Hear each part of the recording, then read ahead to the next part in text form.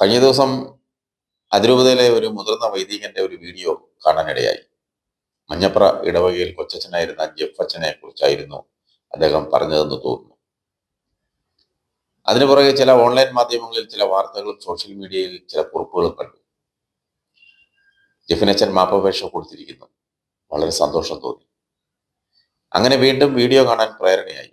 അതിൽ അച്ഛൻ പറഞ്ഞിരിക്കുന്ന കാര്യങ്ങൾ വളരെ ശരിയാണ്. അങ്ങനെ സംഭവിക്കട്ടെ എന്ന് നമുക്ക് പ്രാർത്ഥിക്കാം. അച്ഛൻ്റെ വീഡിയോയിൽ തുടങ്ങുന്നത് ഇങ്ങനെയാണ്: ജെഫിനച്ഛൻ്റെ കുടുംബത്തിന് സ്വർണ്ണക്കടയാണ് എറണാകുളം നഗരത്തിൽ. പഠനശേഷം തന്നോടൊപ്പം ബിസിനസ് നടത്താൻ പിതാവ് ആവശ്യപ്പെടുകയായിരുന്നു. എന്നാൽ മകന്റെ ആഗ്രഹം വൈദികനാകണമെന്നായിരുന്നു. സ്വന്തം പിതാവ് മകനെ ഒരുപക്ഷെ തിരിച്ചറിഞ്ഞതുകൊണ്ടാകാം തൻ്റെ ബിസിനസ്സിൽ നിൽക്കാൻ പറഞ്ഞത്. പക്ഷേ എന്ത് ചെയ്യാൻ, ദൈവനിയോഗം മറിച്ചായിരുന്നു. അതുപോലെ വൈദികനായി തീർന്നു.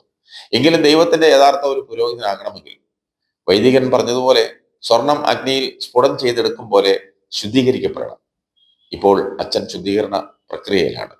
അത് കഴിഞ്ഞ് കൂരിയ ടെസ്റ്റ് ചെയ്ത് 916 ഹാൾമാർക്ക് സീൽ അടിച്ച് സർട്ടിഫിക്കറ്റ് നൽകി കഴിയുമ്പോൾ ദൈവത്തിന്റെ പുരോഹിതനായി മാറ്റപ്പെടും. അതിനായി നമുക്ക് ദൈവത്തോട് പ്രാർത്ഥിക്കാം. പക്ഷെ നമ്മളോട് ചിന്തിക്കേണ്ടത്, ബലഹീനരായ മനുഷ്യരെ ദൈവത്തോട് ഉപമിക്കാൻ സാധിക്കുമോ എന്നാണ്. ക്രൂശിതനായ യേശുവിന്റെ ഇടത് വലത് ഭാഗങ്ങളിൽ രണ്ടുപേരുണ്ടായിരുന്നു. ഒരാൾ നല്ല കള്ളൻ, മാനസാന്തരപ്പെട്ട് സ്വർഗത്തിൽ പ്രവേശിച്ചു. മറുഭാഗത്തെ വ്യക്തി അതാരാകണമെന്ന് സ്വയം ചിന്തിക്കുക.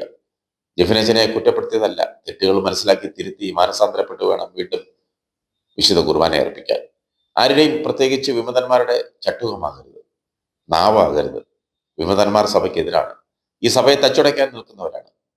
ഈ സഭയുണ്ടെങ്കിലേ ജെഫിനച്ഛന് ഒരു വൈദികനായി സേവനം ചെയ്യാൻ പറ്റുള്ളൂ.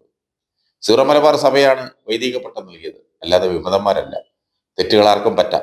തെറ്റുകൾ മനസ്സിലാക്കി തിരുത്തി മനസ്സിലുണ്ടാകുന്നവരാണ് മനുഷ്യൻ. അനുസരിക്കണം, അനുസരണ വേണം. അനുസരണയാണ് ബലിയേക്കാൾ ശ്രേഷ്ഠമെന്നാണ് നമ്മളെ പഠിപ്പിച്ചിരിക്കുന്നത്, പ്രത്യേകിച്ച് വൈദികർ. അതാണ് വൈദികർ. അങ്ങനെ ആയിരിക്കണം വൈദികർ. അങ്ങനെ ആകാവൂ വൈദികർ.